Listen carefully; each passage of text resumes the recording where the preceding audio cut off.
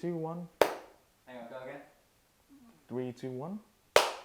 Hi guys, welcome to my YouTube channel, and today I'll be making carbonara. So, the first thing we have to do is we're gonna have to chop up all this bacon. Like so. So we chop it up into like roughly cubes. But if you can't do that, it's fine. Like you can put it into strips like these, that'll be okay. Are you supposed to cook it with bacon? Well, originally you're not supposed to cook it with bacon. You're supposed to use pancetta. That's the OG way. And the most OG way is to actually use something called guanciale. But since we don't get it in our local grocery store, it looks like we just have to use bacon. Okay, so now let's look at the other ingredients. We have some Parmesan, we have some Pecorino Romano cheese, and then we also have some fettuccine, some eggs, and of course just a bit of salt and pepper. And no one puts f***ing cream in carbonara. Carbonara doesn't have f***ing cream. What else am I supposed to do now? Actually, I'm gonna wash my hands. Can you swear on Hang on, YouTube? let's cut for a second, please. Yes, you can. I'll just be demonetized, but I can swear. So the next thing we're gonna have to do is we're gonna have to grate some cheese. I thought it was served to American GIs who buy freshly liberated Italians because they couldn't give them bacon and eggs. It was originally a peasant dish, if I remember correctly. It's like for all the workers working in the mines or whatever. And the reason why they use only just cheese and bacon is because that was the cheapest ingredients that you can get back then. So there's been a lot of debates with the Italian chefs on YouTube who are critiquing these kind of videos on whether or not to use Parmesan or Romano cheese. And it's always debated that, OGs just use Romano cheese, or some of them just use Parmesan cheese. The best I can do is just use a bit of both, just keep both of them happy. Otherwise, I'll start a f***ing civil war somewhere. By the way, I just fact checked, it was invented by an Italian chef who invented it for British expeditionary forces during the Second World War. Has anyone here ever actually grated themselves when they're grating cheese, or you're just grating anything? Okay, here's something that I should have said earlier. I'm making this pretty much for a portion for like 6 people because there's 6 people behind me right now who's really hungry and because they are on unpaid work. I have to pay them in one way or another, and I guess the best way to pay them is to cook for them. So. We're in front of you, but yes, thank you. Thank you, lettuce. So, first thing you want to do is you get a bowl, and then you pretty much put all of the cheese into the bowl. This will be the mixing bowl for the sauce. For a portion this big, it's pretty much about 3 eggs and 1 egg yolk. So you crack on 3 eggs. That's the first one. Pew. That's egg number 2. Oh, look at me just. And I should have prepped this earlier, but I'll probably need a bin or something.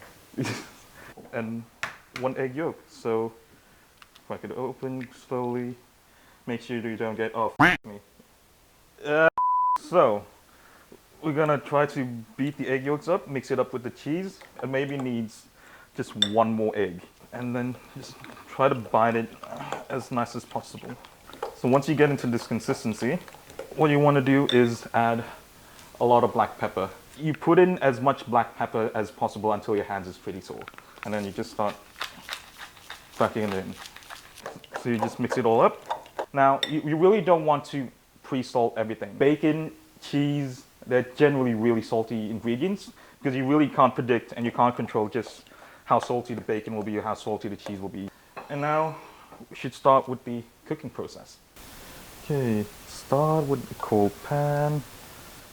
So you pretty much want to put it in there on a medium heat, and you don't have to use any oil. Bacon itself is already really oily. By starting with a cold pan, you're pretty much gonna make it render out all its fat, so you don't need to add excess olive oil. Just let it slowly cook off, and then you will start to see it brown up. By the time it browns up, you'll also see some liquid forming, and that's pretty much the fat. Oh, look at this guy, the way he's saying fat. It's really provocative. I don't like it. Can you cook it with chicken?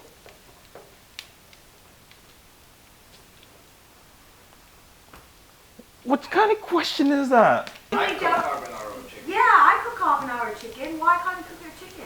Because it relies on the bacon fat. The bacon fat is really what binds the sauce together. This is pretty much done. See, crispy brown, nice layer of fat below it.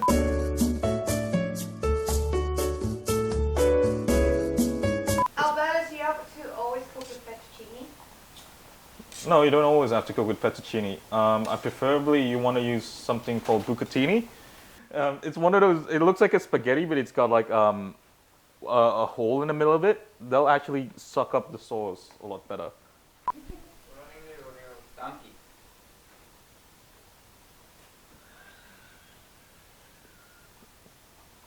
You're recording that. Do you put chicken stock in the broth? What? You're just trying to piss him off now. That's not even a broth. What are you talking about? Yeah, no, it Kristina, doesn't. every question you ask, his opinion of your cooking is just, it's dropping. Why is the pasta green? Because this is fettuccine pasta.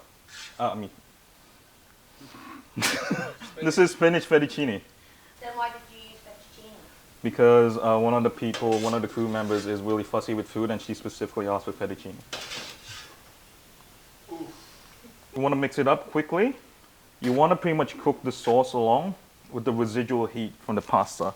You put the egg slurry mixture. And once you do, you have to move quickly because you don't want this to be scrambled eggs with pasta. Look at that, the consistency is great, isn't it? Like it's starting to get there, like it literally looks like really nice pasta, doesn't it? You can add a bit of pasta water depending on the consistency, but this looks like it's just fine. Okay, let me try to taste it. Let's get a... This is the money shot, him tasting it.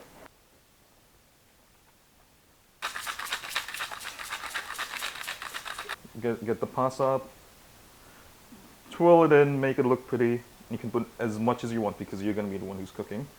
And then scoop some of the bacon up top like that. Of course, you can put a bit more cheese because there's not enough cheese on this. And there you have it. A nice, delicious plate of pasta carbonara. Woo! This pasta is f***ing delicious. Really simple, but god damn is it so f***ing good.